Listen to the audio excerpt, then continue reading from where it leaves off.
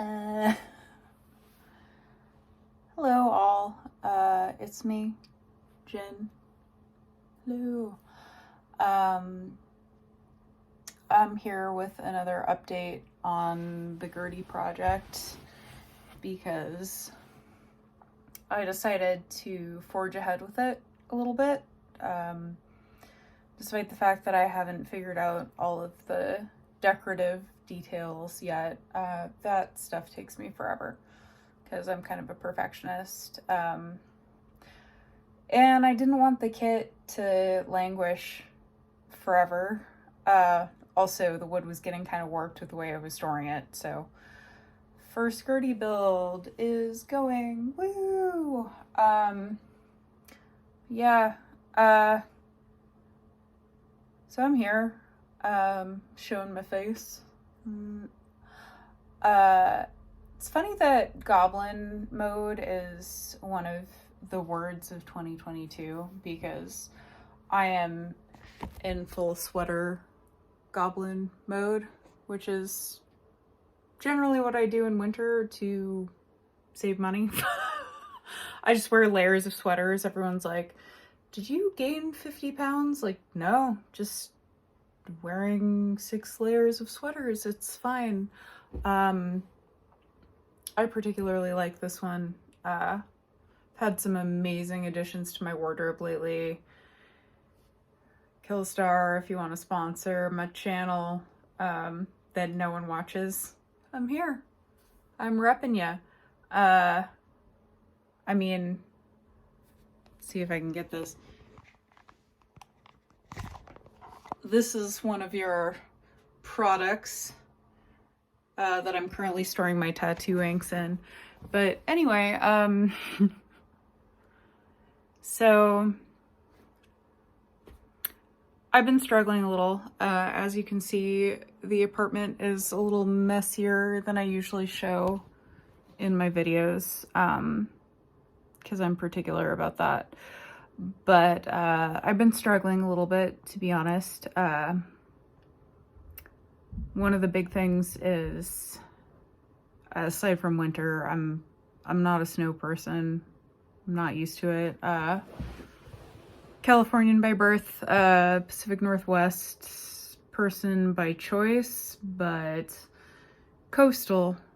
So I'm used to 340 days of rain. Despite the fact I've been living in Idaho for almost 4 years now, I'm not used to the snow that starts at the end of October, first week of November, and lasts until mid-April. I think that's pretty fucked. I also don't like the summers that hover around 90 something degrees, but will get up to 107. Not my favorite. Trying to figure out what my exit strategy is, but maybe more on that later. Anyway, yeah, I've been struggling because here in Moscow, we recently had a quadruple homicide, which hasn't been solved and has kind of put a damper on everything here. And it happened to coincide with me being like, well, I'm not traveling a lot and I need to survive another long cold winter here because I haven't decided what I'm doing with myself. I'm gonna expand my social circles. And then quadruple homicide, which is awful. 2 of the victims were serving staff at my favorite restaurant in town. It's cast a shadow over everything, but it's also not the time to invite strangers into your life. So I'm feeling particularly isolated, whatever that means. Maybe more on that later. Anyway, yeah, so I've had some awesome developments to my wardrobe. But as a wardrobe witch, half of the fun of that is people's reactions to what you're wearing. Call it manipulative, call it whatever, but part of the point is putting on that glamour.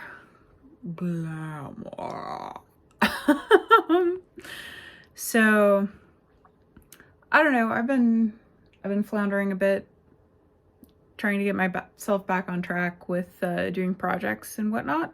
At least I'm doing tax preparation and I'm trying to see tattoo clients.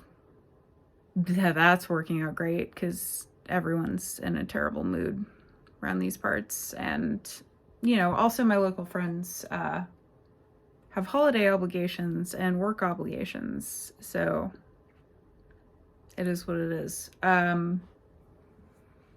But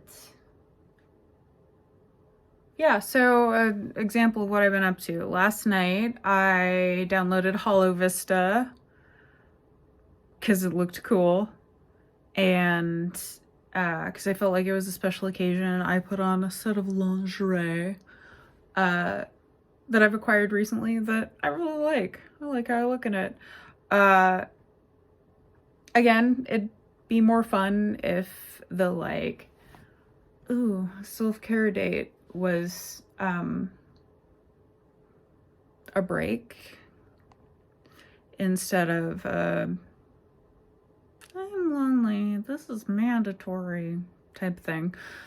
But yeah, I got dolled up. I made a bowl full of chocolate frosting that I ate with my finger because why not? Tastes good. And I played Hollow Vista, which I just want to say, the narrative gets a little heavy-handed, but I mean, us old Tumblr queens over here, like, yeah, all our narratives got kind of heavy-handed, man. It's fine. It's beautiful. It really is. It's good queer representation. There's trans representation as well, which I appreciate. Without making a big deal out of it, it just slides right into the narrative. It fits. If you like the vaporwave aesthetic, it's there for you. A lot. It was almost too much neon and marble for me, but like, whatever.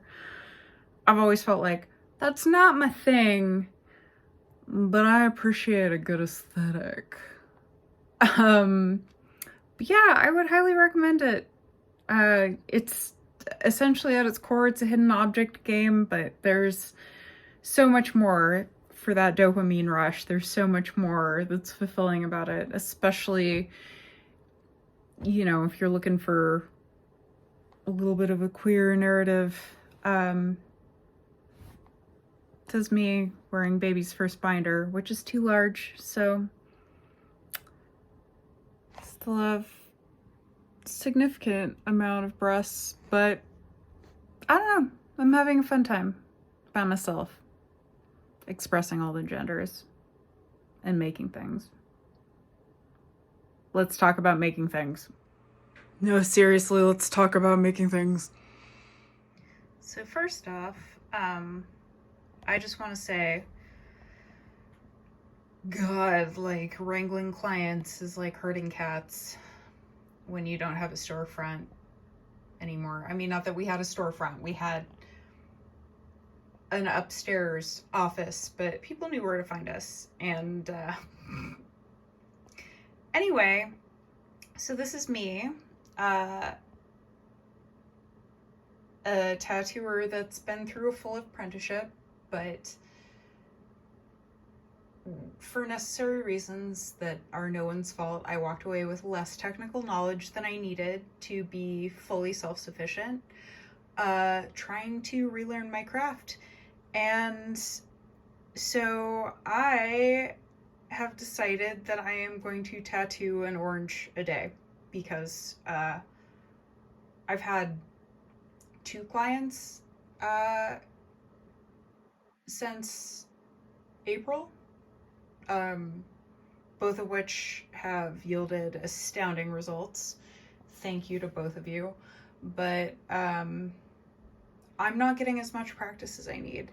So none of this is to be amazing. It's to just keep my hands limber, basically. I don't have that many ideas for shit because a lot of what I function off of for tattoo design is my illustrator's drive, which is I like to take something that matters to someone and turn it into something wonderful. So when I'm just like noodling around with like very basic stuff, I am out of ideas right quick. But so it's not supposed to be super amazing or anything. It's literally just keeping my hand moving, because I did a whole sleeve on someone and we were both exhausted by the end of it. So yeah, I'm making some magical tattooed potpourri because I'm one of those people that wants to use every part of the animal. So tattooing oranges, better use those orange peels. And I feel guilty that I don't have a juicer because that would help a lot. I'm just gonna have a bag of oranges that I'll have to, like nude oranges that I'll have to throw away in my freezer eventually. But I don't know, if you have Etsy experience, hit me up, because magical tattooed potpourri seems like it might have some sort of audience, someone who'd want to buy. I also inherited a ton of spices recently, so got cinnamon sticks for days, so it's a thing. Anyway, so as far as the Gurdy build is concerned, I'm literally 3 pages. I mean, it says page 8, but into the actual instructions, I just did the first 2 steps. I've been crushing my front plate and back plate on some books because they're both a little bit warped because of the way I was storing them, because I'm a dumb butt. Also, don't judge my weird book choices. Some of these are for collage, specifically books from free boxes, and some of them just happen to be things that I have read recently or am in the process of reading or rereading. Rereading, but struggling with, because my ex gave this to me because he was a Satanist, and I'm like, I mean, yes, but that's not the point of this book. So I just have weird feels about it, but Salman Rushdie is still fucking good. Can't help it. Eventually I'll finish it again for the 3rd time, but now it's stacked on top of stuff. This is my favorite book for drawing on that I found in a free pile. Notice it's held together by duct tape, but it's got a good heft for basically being a clipboard. So first we have the front piece here. Looks pretty good. A lot of it is putting the other pieces into place to make sure everything lines up, but these neck pieces are really hard to attach and detach from the front piece, so hopefully everything stays together okay. That's what it'll look like on the front of the instrument. I don't know if I picked the best side. So it says like, pick the side that's most visually appealing because the pieces are all symmetrical. I kind of went with what fits together better. and then was barely able to unhook the pieces I fit in. So anyway, we'll see how that goes. But it's got its first layer of gluing on it, which is good. And Shirley Jackson. Seriously, reading The Haunting of Hill House changed my life. I watched the series because a friend was like, oh, generational trauma, blah, blah, blah. And I was like, okay, I bet it's good. And the series was good. I watched with rapt attention and I loved it. But, oh my God, the book is even better. Just Nell, like, because I don't identify with Nell in the TV show, but I feel so close to her in the book, just her internal life, her imagination. It's so good. They're both good for different reasons. I recommend both of them. Also, this is a great book, My Year of Meats, Ruth Elozecki. Real good. Gormenghast is a classic. You know, read Titus Groan first, but Gormenghast is good. The BBC series is better and more fun. So some more textbooks I scavenged. Biological science. Which those go into my illustration archive at some point. Bible stories my children love best of all. This is a project. This is going to turn into a book hider for a flask. So that kind of tells you where I'm at with that. And then corneal disorders and diseases and pests of ornamental plants both need to go into the archive. But for now, they're good bricks for weighing down my gluing projects. And there's the back. And I put a little flag on it to know which way the neck fits in best, because it has a way that it fits in best, despite the fact that all the pieces are symmetrical. Bah. There's the back side. Again, I'm like, I feel like I've had to base my decisions not on what's most aesthetically pleasing, but on what fits together better. But anyway, so there's the start of that. My wood glue is basically dried up. It was like working with hot glue. There were strings everywhere and I was traumatized. But I might be able to thin that down with water or get fresh wood glue. And then the next part is going to be support for one of the large bearings. Another fun thing, if you decide to get a hurdy-gurdy kit, specifically the nerdy-gurdy kit, all of your hardware is not labeled.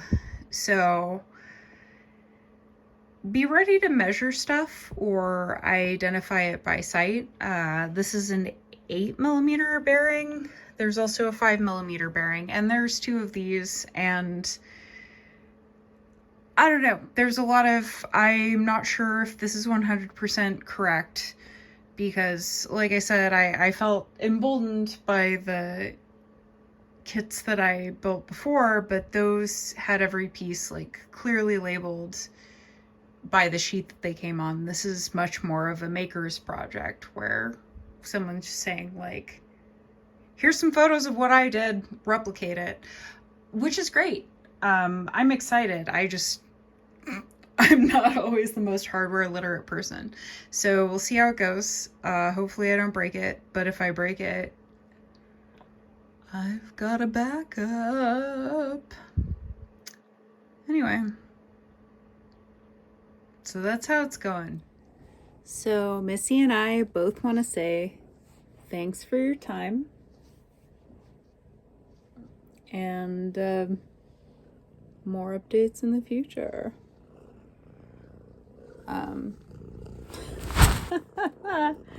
Thanks, miss. Yes. Yes, queen. Look at her. Look at how beautiful she is. Anyway, more updates soon.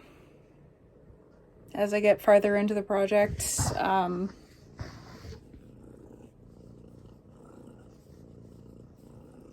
Thanks to all of you who follow this tiny, tiny channel.